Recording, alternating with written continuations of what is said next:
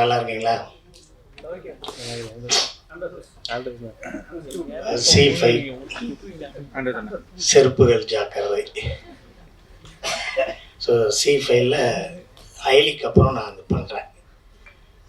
பட்டு இது பெரிய ஒரு ஆப்பர்ச்சுனிட்டி. இந்த ஆப்பர்ச்சுனிட்டியை கொடுத்த C5 கௌசிக் சாருக்கு என்னோட மனமார்ந்த நன்றியை தெரிவித்துக் கொள்கிறேன். அதுக்கடுத்து தயாரிப்பாளர் சிங்காரவன் சாருக்கு, SS குரூப் அவருக்கு பெரிய நன்றியை சொல்கிறேன். டைரக்டரு ராஜேஷ் சூசை அவர்களுக்கும், சூசைராஜ் அவர்களுக்கும் என்னோட நன்றி. இந்த கதை வசனம் எழுதி ஒரு சிறப்பான ஒரு தொடக்கத்தை கொடுத்த எலிச்சூர் அரவிந்தன் சாருக்கும் என்னோட நன்றியை தெரிவிச்சுக்கிறேன். அதுக்கப்புறம் என் கூட நடித்தவங்க எல்லாத்தையும் பற்றியும் கொஞ்சம் பேசிடுவோம். ஃபஸ்ட்டு அந்த பயங்கர மழை இப்போ வருமா அப்போ வருமா, கீழ் அடுக்கு சுழற்சி மேல் அடுக்கு சுழற்சி, 7 நாள் மழை 6 நாள் மழை, பார்த்துருங்க, வெளியே போகாதீங்க, மேம்பாலத்தில் கார் நிப்பாட்டிங்க, காரை கீழே நிப்பாட்டாதீங்க, வெளியூர் போனவங்களாம் அங்கேயே இருங்க, அது அரிசி பருப்பெல்லாம் வாங்கி வச்சுங்க, பால் பாக்கெட் 7 வாங்கி வச்சுங்க, 14 வாங்கி வைக்கிறீங்கலாம் ஒரு இடத்துல ஒரு 4 மாதத்துக்குள்ளே பேசியிருந்தாங்கல்ல. அப்போ படம் பண்ணலாம்னு ஒரு ஃபோனு இந்த ராஜா மகாராஜா அவர் எனக்கு ஃபோன் பண்ணி, ஏன்னா இந்த மாதிரி C5ல ஒன்று பண்ணலாம், மழை பெய்யுது பரவாயில்லண்ணே, இல்லை பால் பாக்கெட் 6 வாங்கினேன் 7 அண்ணே வாங்கினே போகலாம் அப்படின்னு சொல்லி அதுக்கப்புறம் இருந்து அன்றைக்கி எழுச்சியூர் அரவிந்தனும் ராஜேஷ் சாரும் வீட்டுக்கு வந்து பண்ணலாம் அப்படின்னாங்க. சரி பண்ணலாம் அப்படின்னா சரி பண்ணலாம், எப்படி பண்ணலாம், அந்த ரைட்டர்கிட்ட பேசிட்டு இருந்தேனே வந்து ஒரு 10 நிமிஷம் இருந்துட்டு ராஜேஷ் போயிட்டார். இப்போ இன்னும் பயங்கர ஃபாஸ்ட்டான கதையாக இருக்கே அப்படின்னு நினச்சேன். அப்புறம் தான் நான் 4 போலீஸ் நல்லா இருந்த ஊரும் பண்ணேன். ஒரு டைரக்டரு கிருஷ்ணான்னு அவர்கிட்ட இருந்திருக்காரு, நாகா சார்கிட்ட இருந்திருக்காரு அப்படின்னு அவரை பற்றியெல்லாம் இருந்து அதுக்கப்புறம் நாங்கள் ஒரு 1.5 hour அரவிந்த் சார் நானும் அவரும் பேசணும். அவர் கூட ஏன் பேசணும், பேசவே வேண்டாம், அவர் பேப்பரில் எழுதி கொடுத்து கீழே போட்டாலே அது தங்க எடுத்தாலே சூப்பராக ஷூட் பண்ணி கொடுத்துருவாப்புல, கோடு போட்ட மாதிரி இருக்கும். நான் எழில் சார்கிட்ட ஒர்க் பண்ணும்போதே அவரை பற்றி எனக்கு அவ்வளோ நல்லா தெரியும். என்னோடய மனம் பற்றி பாரு, தேசிங் ராஜா அந்த படங்கள் எல்லாம் அவங்களோட எவ்வளோ கான்ட்ரிபியூஷன்ஸ் எல்லாம் இருந்துச்சுன்னு எனக்கு நல்லா தெரியும். பேசியிலே அவ்வளோ சிறப்பாக காமெடியாக பேசிக்கிட்டு இருப்பார். இன்னும் எவ்வளோ கதைகள் வச்சுருக்காருன்னே தெரியல. அந்த ஒரு ஏரியாவில் ஒரு கதை இருக்குது, இந்த ஒரு ஏரியாவில் இருக்குது, அப்படி இருக்குது இப்படி இருக்குது அப்படின்னு சொல்லிக்கிட்டே இருப்பார். ஸோ அவரோட திறமைக்கு இன்னும் பெரிய உயரத்தை அவர் தொடரணும் அப்படின்னு நான் வேண்டிக்கிறேன். அப்புறம் ஃபஸ்ட்டு இந்த நம்ம தயாரிப்பாளர் SS குரூப் சிங்காரவன் சாருக்கு இன்னும் கொஞ்சம் சரியாக பேச தெரியல. என்ன பேச தெரியலன்னா டக்குன்னு போனோம், ஒரு 3 மாதத்தில் எடுத்துட்டோம், அப்படி ஒன்றும் சிரமம் இல்லாமல் எல்லாம் சப்போர்ட் பண்ணாங்க. அப்படி பேசக்கூடாது சார், நாங்கள் இந்த கதையை சிங்கப்பூரில் இருக்கையில் கொஞ்சம் டிசைட் பண்ணோம். அப்புறம் இங்கே வந்து அப்புறம் எல்லா ஆர்டிஸ்ட்டையும் நாங்கள் ஃபார்ம் பண்ணோம்லே எங்களுக்கு 7 மாதம் ஆயிடுச்சு. அதுக்கப்புறம் ஷூட்டிங் நாங்கள் ரெடி பண்ண இடத்துலலாம் 16 கேரவன் அப்படியெல்லாம் நிற்கிறதுக்கு இடமே இல்லை. ஹீரோயினுக்கெல்லாம் மேக்கப் போட்டு வரையில் 3.5 மணி நேரம் ஆகும் சார். மதியானம் 2 ஷாட்டு தான் எடுக்க முடியும். அதுக்கப்புறம் நாங்கள் செலக்ட் பண்ண கேமரா பாம்பேயில் இருந்துச்சு சார். அதை 3 பேட்டா கொடுத்து இங்கே வரையில் எங்களுக்கு 6 பேட்டா கொடுத்தா சார் ஒரு ஷாட்டை எடுக்க முடியும். அப்படி பேசினா தான் இன்னும் கொஞ்சம் நல்லா இருக்கும்.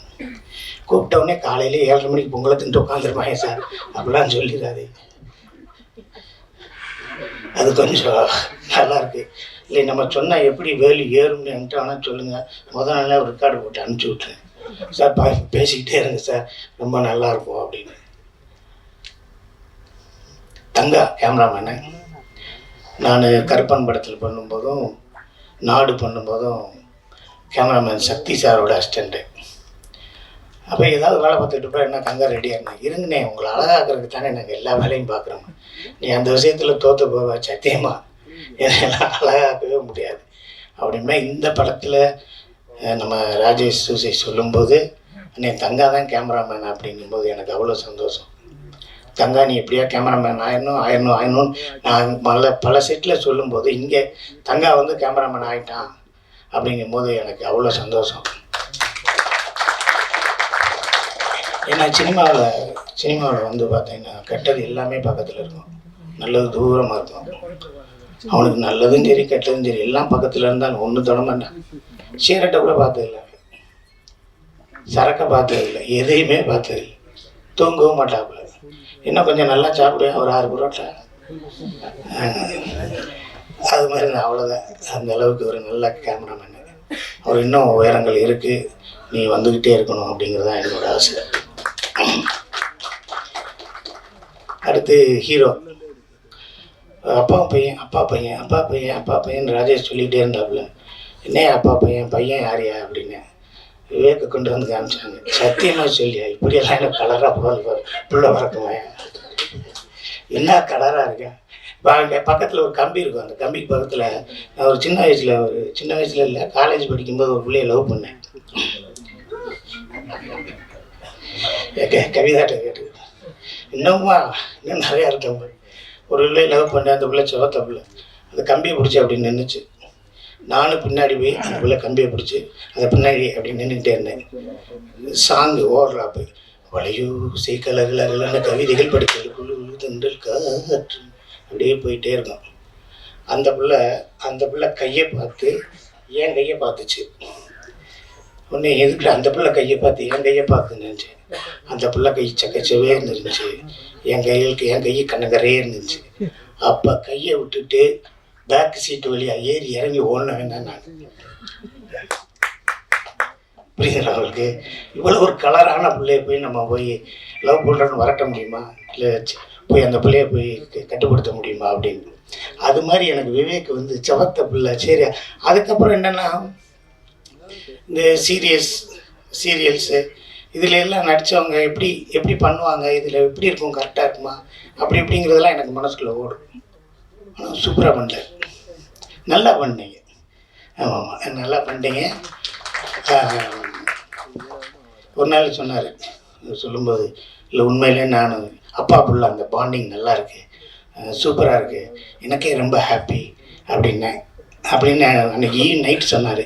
மறுநாள் காலையில் கேட்டேன், நீங்கள் சொன்னது இன்னொரு தடவை சொல்லுங்கன்னு. நான் இப்போ சொன்னேன் நாப்பில், ஏன்னா முதல்ல நைட்டு அவர் இருந்த பொசிஷன் நாங்கள் இருந்த பொசிஷன் வேறு. அதனால் இப்போயும் எங்கேயா வெளியே பார்க்கல நம்ம காம்பவுண்ட் நல்லா இருக்குன்னு சொல்லியிருந்தேன். வெளியே எப்போ சொன்னேன், இதை போய் சொல்லிட்டேனா அப்படிலாம் நீங்கள் எதுவும் சொல்லிடுறாங்க. சீரியலில் நடிப்போம், எல்லாம் பண்ணுவோம். அப்போ வந்து ஒரு ஃபோட்டோ எடுங்க, என் செல்லு சரியில்லை அப்படின்போம் கூட நடிக்கிற லேடிஸ்கிட்ட. அப்போ என்ன அவங்க நம்பர் வாங்குறதுக்கு அவ்வளோ ஒரு கேவலமான எண்ணம். உங்கள் போட்டால் எடுங்க, உங்கள் கேமரா நல்லா செல்லு, அதில் எடுத்து எனக்கு அனுப்புங்க, இல்லை நம்பர் வந்துடும்ல. அப்படி வந்து உங்கள் போட்டால் எடுத்து அனுப்புங்க அப்படின்னு சொல்லி ஐராட்ட சொன்னேன். ஐராவும் எடுத்து அனுப்பிச்சிருச்சு. அதுக்கப்புறம் எனக்கு நீங்கள் நம்பவே மாட்டீங்க, இன்னைக்கு காலையில் கூட C5ல சொல்லிச்சு ஆஃபீஸில், ஏன் நான் ஃபோன் பண்ணால் எடுக்க மாட்டேறீங்க, ரொம்ப தேங்க்ஸ்ப்பா. ஆமாம், பொழுதுனைக்கு ஏன் பண்ணுறீங்க அப்படின்னு கேட்டு இப்போ ஏன் நீங்கள் ஃபோன் பண்ண மாட்டேறீங்கன்னு கேட்கும்போது எனக்கு ரொம்ப சந்தோஷமாக இருக்குது. இந்த படத்தில் இந்த சீரீஸில் நிறைய பேர், எல்லா பேருமே நல்ல கேரக்டர்ஸு, எல்லாமே நல்லா பண்ணியிருந்தாங்க. எல்லாருமே ஒரு வேறுபாடே இல்லை, இதை பண்ணணும் அதை பண்ணணும் இப்படி பண்ணணும் அப்படி பண்ணணும் அப்படியெல்லாம் இல்லை.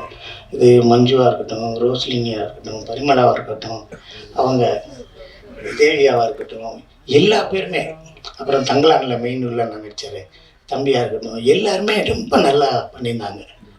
அங்கே ரூமில் நீங்கள் பார்த்தீங்கன்னா ஒரு செட்டு இருக்கும், அந்த செட்டுக்கு ஓரமாக ஒரு ரூம் இருக்கும், அந்த ரூமில் ஒரு ஏசி இருக்கும். அதை நீங்கள் போய் தங்கிக்கங்கன்னாங்க, நான் அங்கே போய் இருந்துட்டேன். முதல் 5-6 நாள் தான் அங்கே இருந்தேன். அதுக்கப்புறம் எப்போ போய் சிங்கப்பள்ளி கூப்பிட்டுவாங்கன்னு டைரக்டர் கூப்பிடும் போதெல்லாம் டைரக்டர் அசிஸ்டன்ட் வந்துட்டு, சார் அந்த ரூமில் சிங்கப்பள்ளி இல்லை சார்மா. அப்படியா, இந்த லேடிஸ்க்கெல்லாம் ஒரு ரூம் போட்டிருக்கு, அங்கே இருக்காருன்னு போய் பாருங்க. உடனே போய் உண்மையிலே அங்கே தான் சார் உட்காந்துருக்காரு அப்படின்னா, ஏன் சார் அங்கே போய் இல்லை சார் இந்த ஏசி நல்லா இருக்குது அப்படின்னு. நான் போய் உட்காந்து அவங்களோட பேசிக்கிட்டே இருப்பேன். அப்புறம் அவங்களுக்கும் அது டெத்து விட்டுன்னு தெரியாது அவங்களுக்கு. அப்படி ஒரு சிக்கன் எடுக்குன்னு தெரியாது. எங்கேயாவது ஃபோன் பண்ணி என்னைக்காவது புரோட்டாவா வாங்கி சாப்பிட்டுக்கிட்டே இருப்பாரு. ஒரு 10 மணியாக இருந்தாலும் நல்லா சாப்பிட்டுக்கிட்டு நல்லா சந்தோஷமாக இருந்தாங்க. ஜீபை அவங்கள ரொம்ப நல்லா பார்த்துக்கிடுச்சு. ஒன்று கௌசி சார்கிட்ட ஃபஸ்ட்டு இந்த டைட்டில் நான் கேட்கும்போது செருப்புகள் ஜாக்கிரதை அப்படின்னாங்க. அப்புறம் உள்ளே பார்த்தோம்னா ஒரு டெட் பாடி எப்பயுமே இருந்துகிட்டு இருக்கு. அண்ணெல்லாம் டெட் பாடியாக நடிச்சார் பாருங்க. அவரெல்லாம் பாவம். அவர் அப்படியே டெட் பாடி உட்காந்துருக்காரு. அசிஸ்டன்ட் டாக்டர்கிட்ட சொல்கிறாரு, தம்பி யூரின் போயிட்டு வந்து உட்காந்துக்கிட்டான்னு. அவன் போய் என்ன சொல்லணும்? சார் அந்த ஆர்டிஸ்ட் யூரின் போகணுன்னு தானே சொல்லணும். சார் டெட் பாடி யூரின் போகுதுன்னு போக சொல்லலாமா? நான் பக்கத்தில் இருந்தேன். பயவுள்ள அவர் பேரை கேட்டு அவர் ஆர்டிஸ்ட் போகிறாங்க. டெட் பாடி யூரின் போகணும் இப்படியாடா பேசுவாங்க. அவரும் அண்ணே டெட் பாடி நீங்கள் போங்கன்னு. இவர் நாடியை கட்டாமல் கண்ணாடியை கட்டாமல் 11 மணிங்க இந்த பக்கம் பட்டைக்கிட்டெல்லாம் பூசிட்டு வேட்டியை தூக்கிட்டு அந்த பக்கம் போகிறேன். ஓடுறாங்க. யாரோ ஒருத்தர் நாடி கட்டு போட்டு நாங்கள் போவாதீங்க யாராவது கூப்பிட்டு போவாங்க அப்படின்னு. ஆனால் நடிக்கிறது ரொம்ப கஷ்டம். அதே மாதிரி டாக்டர் சொன்ன மாதிரி அதாவது ரொம்ப உட்காந்தே இருக்கணும். டைலாக்லாம் கேட்டார். ஒரு டைலாக் தரையிலையா, ஒரு டைலாக்ல பிளாஸ்கட்லையாவது போட்டுக்கீங்க அப்படின்னா தரல. ரொம்ப நல்லா இருந்துச்சு. அதாவது செருப்பு டெட் பாடி அப்படிங்கிறது ரெண்டுமே வந்து இறந்தவுடனே 2 மணி நேரத்துக்கு மேலே வச்சுக்க மாட்டோம். மறுநாள் கூட வச்சுக்கிற மாட்டோம். 5000 ரூபா 50,000 ரூபா செருப்பு வாங்கினா கூட வாசலில் கழட்டி வச்சிடும். 10 ரூபா குங்குமம் தலை வரைக்கும் இருக்கும். 1000 ரூபா செருப்பு வாசல் வரைக்கும் தான் இருக்கும். நம்மளை கட்டி காத்தவன், நம்மளை சுற்றி சேர்த்து வச்சவன், நம்மளுக்கு உயிராக தூக்கி சமந்தவனாக இருந்தாலும் 8 மணி நேரத்துக்கு மேலே நம்ம வச்சுக்கிற மாட்டோம். அந்த மாதிரி செருப்பையும் இந்த டெட் பாடியும் வச்சு ஒரு விஷயம் பண்ணியிருக்காரு. எனக்கு தெரிஞ்ச ஒரு கதை இருக்கு. ஒருத்தன் போயிட்டே இருந்தான், பையனை கூப்பிட்டு போயிட்டே இருந்தான். ஃப்ரெண்டுக்கு ஃபோன் பண்ணான், டேய் தம்பி எங்கடா இருக்க எங்கடா? இல்லை என் பையனை கூப்பிட்டு வந்தேன், அந்த தாலுகா ஆஃபீஸ் போகணும்னு. ஏதோ திடீர்னு தூங்கிட்டான். உன் வீட்டில் கொஞ்சம் நேரம் தூங்க வச்சுட்டு நான் அப்புறம் வந்து சாயந்தரம் அவனை தூக்கி போய் கூப்பிட்டு போயிட்டாரு. கொண்டு போடா நம்ம பிள்ளைடா, என் ஒய்ஃப் இருக்குது, நீ போய் பார்த்துக்கிறேன், கொண்டு போய் குழந்தைய விட்டு போடாண்ணா. சரிண்ணா. ஒரு 10 நாள் கழிச்சு, டேய் ரேஷன் கடையில் ஒரு அரிசி வாங்கினேன், அதை உன் வீட்டில் கொண்டு வந்து வச்சுட்டு போயிடுறேன், நாளை காலையில் வந்து எடுத்துக்கிறேன், வச்சுட்டு போடாண்ணா வச்சுக்கேன். அப்புறம் போயிட்டே இருந்தேன், என் செருப்பு வந்து போச்சு, உன் வீட்டில் போட்டு போகிறேன், நாளைக்கு வந்து எடுத்துக்கிறேன். என்ன வழக்கம் மாதிரி உன் செருப்பு கொண்டு வந்து போகிறதுக்கு எப்படி தான் கிடச்சா அப்படின்னா அனுமதிக்கலை. அதுக்கு அடுத்து டே எங்கள் அப்பா செத்துக்குனாரு, ஓட்டு வழியாக தான் சுடுகாட்டுக்கு போகிறேன், இன்றைக்கி மழை வந்துருச்சு, அங்கே புதைக்க மாட்டேன்னு வேறு ஏதோ சொல்லிக்கிட்டாங்க, நான் உன் வீட்டு வாசலில் வச்சுட்டு நாளை காலையில் வந்து தூக்கிட்டு போகிறேன், உன்னை கொன்னே விடுவேன், பணத்தை கொண்டு வந்து எங்கடா வைக்கிறேன். ஸோ இந்த செருப்புக்கும் பணத்துக்கும் நம்ம சமூகத்தில் கொடுக்குற மரியாதை என்ன இருக்குது. ஆனால் அதை அந்த செருப்பையும் அந்த டெட் பாடியும் வச்சு அவ்வளோ அழகாக எழுச்சூர் ஆரம்பித்தார் எழுதியிருக்கார். அவ்வளவு காமிக்கலாக எழுதியிருக்கார். அது அவ்வளவு சுவையாக அருமையாக ராஜேஷ் சூசை எழுதியிருக்கார்.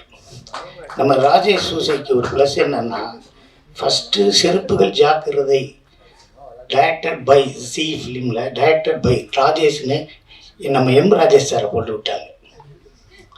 அப்பயே நினச்சேன் பெரிய வேலை தான் வந்திருக்கு அப்படின்னு. அதுக்கப்புறம் இப்போ தான் நம்ம ராஜேஷ் சூசையை போடுறாங்க. நல்லது உங்களுக்கு, அது சாதாரண மாதிரி ஒரு பேர் கிடைக்கிறதுக்கு ஒரு பெரிய விஷயம். ஓகேவா? ராஜேஷ் சாரே வருத்தப்படாத வாலிபர் சங்கத்திலேருந்து நம்ம பார்த்துட்டே இருக்கோம். அப்போ கூட இன்டர்வியூவில் கூட நாங்கள் கடவுள் இருக்காங்க குமார், அப்போ நாங்கள் பண்ணும்போது டைரக்டரா ரைட்டரா அப்படிங்கையில் ஒரு செகண்ட் கூட ஃப்ராக்ஷன் ஆஃப் செகண்ட் கூட கேப்பே இல்லை, ரைட்டர் தான் எனக்கு பிடிக்கும் அப்படின்னு அப்படி சொன்னார். ஸோ அவர் அந்த அளவுக்கு அந்த ரைட்டிங்கை ரொம்ப நேசிக்கிறார். ஸோ இங்கே உட்காந்துருக்க எல்லாரும், இங்கே வேலை பார்த்த அனைவருக்கும் நன்றி. ஜி5 கௌசிக் சார், சிங்கராமன் சாரில் அவங்களோட மிகப்பெரிய உழைப்பில் இந்த படம் வந்திருக்கு.